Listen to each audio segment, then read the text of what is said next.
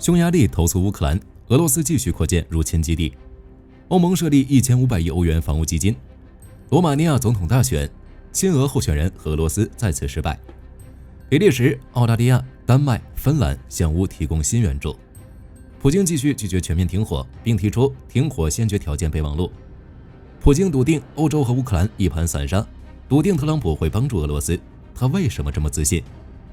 俄备按计划发射 RS-24 洲际导弹，伊斯坎德尔导弹设计师身亡。以色列连灭辛瓦尔三兄弟。精彩内容马上开始。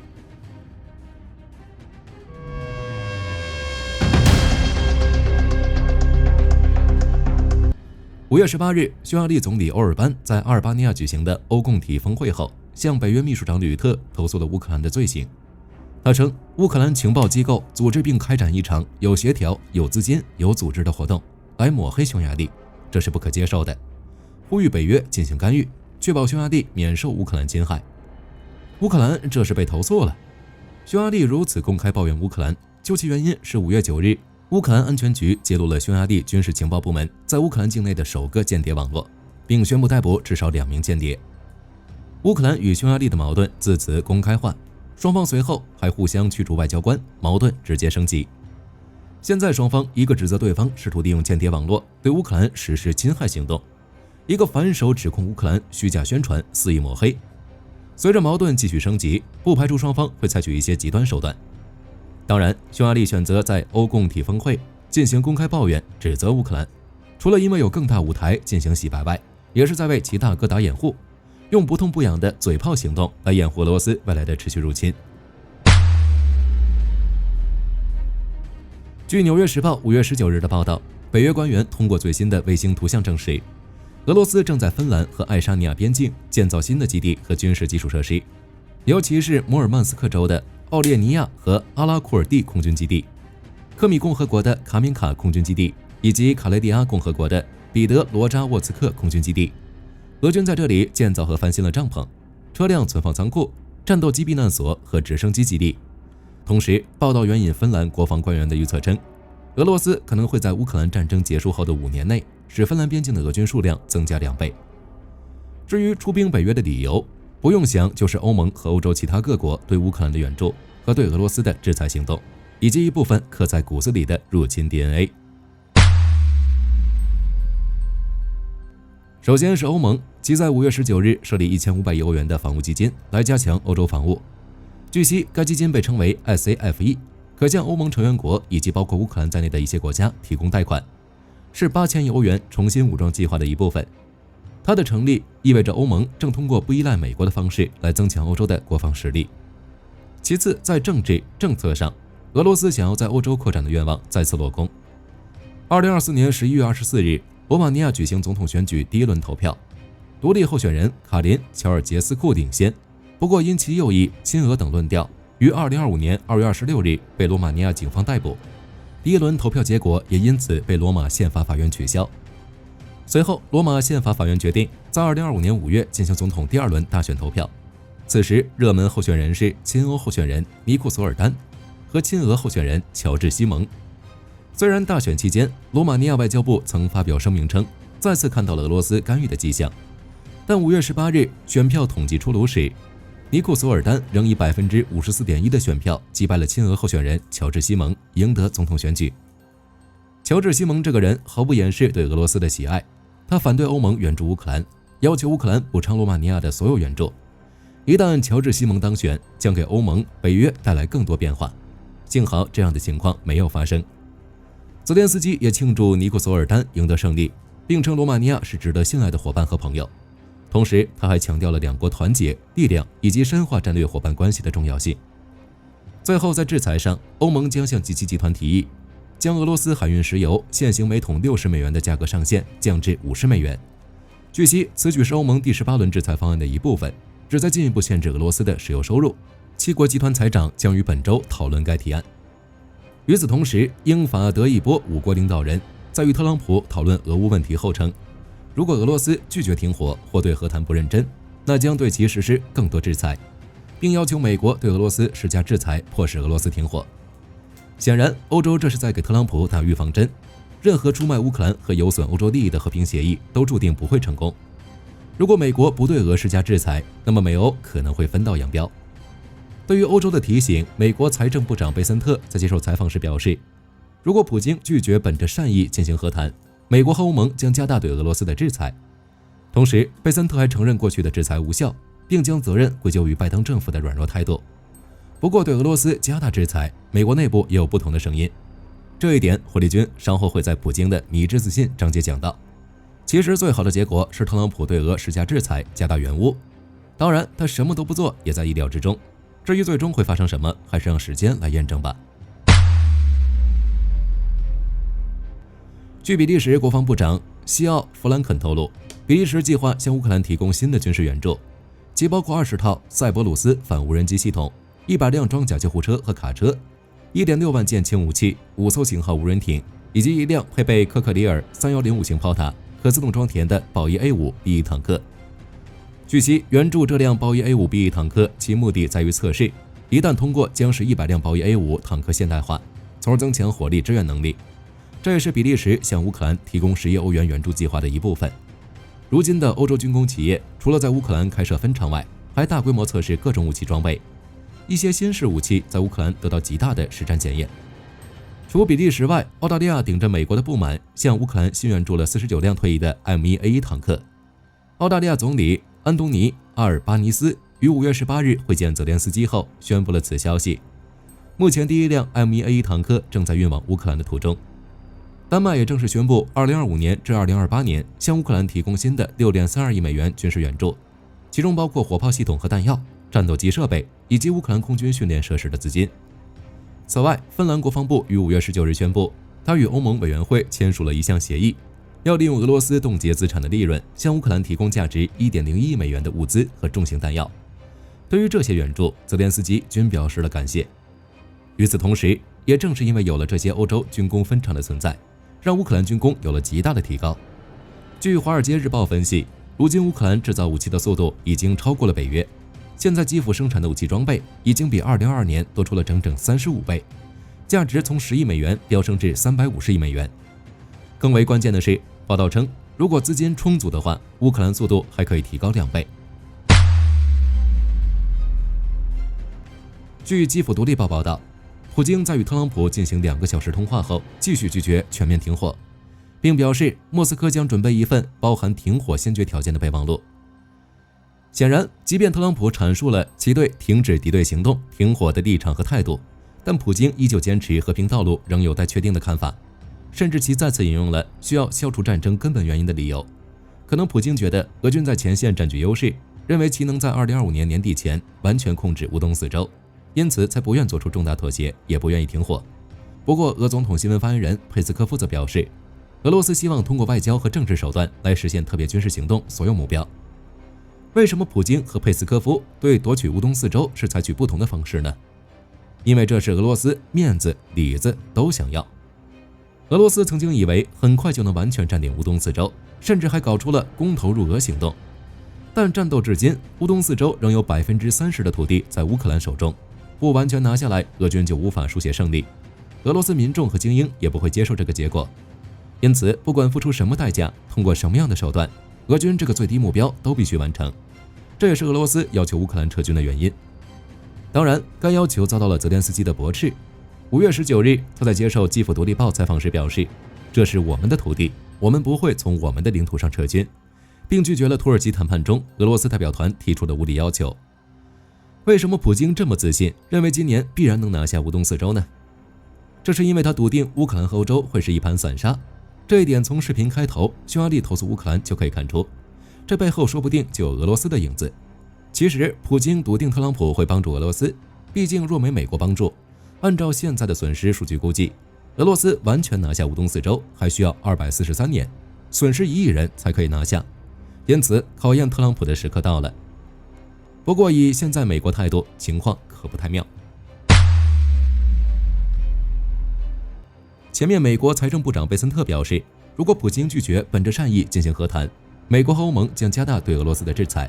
但美国副总统万斯明确表示，美国已经意识到俄乌和平谈判已经陷入僵局，普京似乎不太清楚如何摆脱这场战争。那特朗普将为普京带来经济利益，并恢复其与全世界的关系来解决。简单理解就是，美国准备用经济利益帮助俄罗斯解除制裁，并恢复与全球关系来换取俄罗斯停火，这相当于拯救俄罗斯。这个条件对俄罗斯前所未有的有利。白宫新闻秘书莱维特也表示，针对俄罗斯的任何新制裁仍在考虑之中，我们不会贸然采取行动。同时他表示，特朗普准备与普京会面，讨论乌克兰冲突。不过面对特朗普团队的会面请求，俄总统新闻秘书佩斯科夫却表示，普京与特朗普的通话目前仅通过电话进行，目前还没有准备与特朗普会面的打算。好吧，这是热点贴冷屁股，特朗普政府上赶着积极，但俄罗斯兴趣并不大。而乌克兰方面目前非常担心特朗普接受俄罗斯制定的停火先决条件备忘录，并以撤回美国军事和经济援助为威胁，试图将俄罗斯的条件强加给乌克兰，其中包括乌军必须撤出乌东4州，和在停火期间乌克兰不得接受北约国家的任何军事援助，并必须停止军事动员等。后续会如何发展，火力军将持续关注。据防务快报报道称，未来在5月18日至19日夜间，俄罗斯计划发射 IS-24亚尔斯洲际弹道导弹来威慑乌克兰和北约，但因不知名原因，此次发射可能被终止或已失败。根据乌克兰国防情报总局的说法，这次 IS-24洲际弹道导弹的预定发射地点极为罕见，位于斯维尔德洛夫斯克州的斯沃博德尼定居点，这里驻扎着俄战略导弹部队第31军第42师第433团，距离夏塔吉尔仅25公里。考虑到发射点距离一座拥有35万人口的城市如此之近，任何发射活动都极有可能被当地居民拍摄记录。如果成功发射，网络上就会出现大量相关照片，但到目前为止还没有出现任何有关 IS-24导弹的新视频流出。俄军此次未能发射的真实原因仍是个谜。不过据防务快报报道， IS-24导弹曾在2023年连续2次发射失败，均出现了偏离航向事故，因此本次未发射可能是俄军发现了某些足以叫停发射的技术缺陷，又或是导弹在发射后初始阶段出现紧急状况，如2024年9月21日，俄军一枚 RS-28萨尔马特火箭就在俄罗斯普列谢茨克航天发射场的发射井内发生爆炸，留下一个直径55米的弹坑。与此同时，伊斯坎德尔导弹设计师被曝身亡。据 NextA 新闻披露，伊斯坎德尔导弹系统的设计者之一弗拉基米尔·涅多西文在5月9日胜利日当天被发现受重伤，紧急送进医院，但依然在几天后伤重不治。根据调查，已经退休领取养老金的74岁弗拉基米尔·涅多西文是一个酒鬼。5月9日当天，他喝完酒就在自己公寓楼的公共楼梯上大小便，这惹恼了邻居科洛巴伊采夫。争吵之下，这位32岁的水管工直接将涅多西文推下了楼梯。虽然事后将其紧急送往了医院，但在几天后不治而亡。目前莫斯科方面尚未回应此事，相关消息有待进一步证实。不过在5月9日当天发生这样的事，还是十分耐人寻味的。外界分析，这可能与他没有受邀参加胜利日的活动有关，最终导致情绪失控，借酒消愁，结果酿成悲剧。库尔斯克地区从战争研究所发布战役地图看，乌军几乎包围了乔特基诺镇。报道称，在过去1周时间里，乌军通过无人机打击阻碍了俄军部队物资和部队的集结，让俄军在村庄之间穿梭、集结和进攻比平时要困难得多。目前这样的打击还在持续，而俄军正试图重新控制苏梅和库尔斯克地区之间的边境检查站，但至今未能成功。目前战斗仍在进行中。乌克兰战场哈尔科夫方向，乌克兰凤凰无人机部队在沃夫昌斯克东北部和第普奇等地区摧毁了2辆俄军装甲车、20多辆民用车和摩托车。恰索菲尔方向，俄军第215侦察营和第299空降团试图突破运河，但遭到了乌军无人机的猛烈打击。从去年3月开始，一些俄粉就说乌克兰要失去恰索菲尔了，但至今仍有大约一半掌握在乌军手里。当然，这里的情况也不容乐观。有消息称，俄军无人机的打击范围已经远至克拉马托尔斯克多布罗皮利亚公路，该公路距离前线超过40公里。俄军正通过无人机袭击乌军的后勤车辆，来帮助前线俄军突破乌军防线。目前，乌军正与当地平民一起在重要交通要道区建立新的防御线，其中反坦克壕沟、龙牙和铁丝网障碍等。托列茨克方向，俄军目前正在北部的湖泊和托列茨克矿场进行猛烈攻击，而俄军的战术很简单，就是以小组步兵和重型无人机结合的方式发起进攻。虽然这种打法10次有9次都会失败，但俄军仍不惜一切代价的在推进。另外，5月19日，一名俄军视博主称，在罗曼尼夫卡附近行动的俄军拦截了在佐里亚、赫纳蒂夫卡和斯塔拉尼古拉耶夫卡为乌军提供物资的地面交通线。这位军事博主声称，在新列尼夫卡和托列茨克之间的口袋行动中，乌军目前只能通过奥列克桑德罗·卡利诺夫的土路进行后勤工作。红军村方向，乌军第33旅在击退俄军对科斯加坦尼夫卡的进攻后，目前俄军虽然进攻不断，但战线没有任何进展。值得注意的是，据乌克兰真理报报道，部署在红军村的乌军第59旅于5月15日至16日，根据总司令希尔斯基的命令进行了紧急领导层换届。原乌军第59旅旅长博赫丹·舍夫丘克中校被解除职务，由奥列克桑德尔·萨克上校接替。虽然此举背后的原因尚未披露，但乌克兰真理报的消息来源表示，这可能与红军村地区不断恶化的局势有关。赫尔松方向，乌军击毁了俄军的渡河基地。据诺尔报告报道，乌军一架米格29在飞抵到赫尔松的辛卡霍夫卡市后，瞄准俄军控制区，紧接着就投掷了3枚法国产的 ASM 炸弹，成功击中了俄军设在渡口边的一个基地。据现场视频披露，俄军米格29连续扔出数枚炸弹，快速打向了俄军基地的各个区域。随后，基地上空冒起了浓烟，而准备渡河的俄军士兵在听到爆炸声后，也慌忙丢下了皮划艇，开始四处躲避。最终，俄军的这个渡口被成功击毁。就像之前分析的那样，俄乌双方都加大了对南部战场的攻势，特别是在赫尔松一带。在俄乌战场之外，中东地区的战斗也在升温。不得不说，哈马斯的领导层换得太勤了。当然，这不是主动更换，而是被以军消灭得太快了。5月18日，阿拉伯电视台援引消息人士的话报道称，哈马斯高级领导人穆罕默德·辛瓦尔的残骸在加沙汉尤尼斯的一条隧道中被发现。以色列国防部长卡茨表示，所有迹象都表明穆罕默德·辛瓦尔已经被消灭，而除穆罕默德·辛瓦尔外，他的10名助手也在袭击中丧生，被发现在附近的建筑设施内。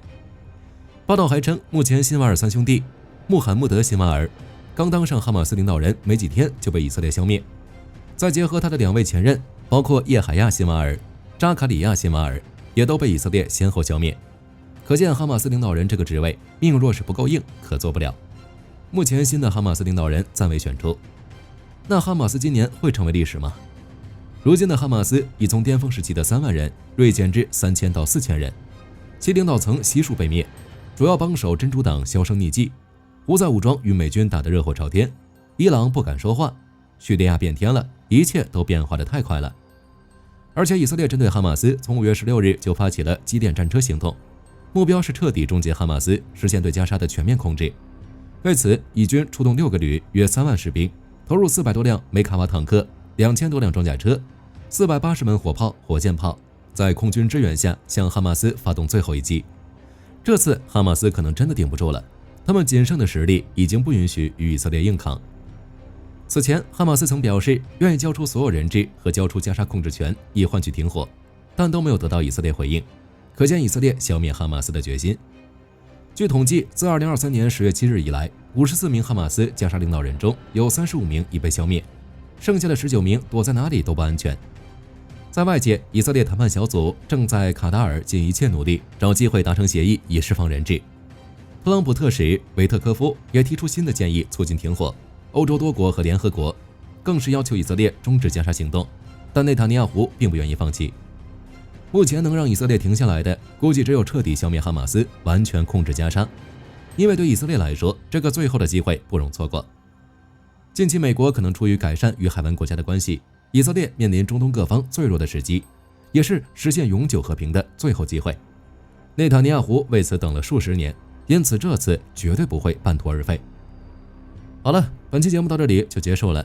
特朗普最终会帮助俄罗斯恢复经济吗？欢迎在评论区留言讨论。我是火力军，下期再见。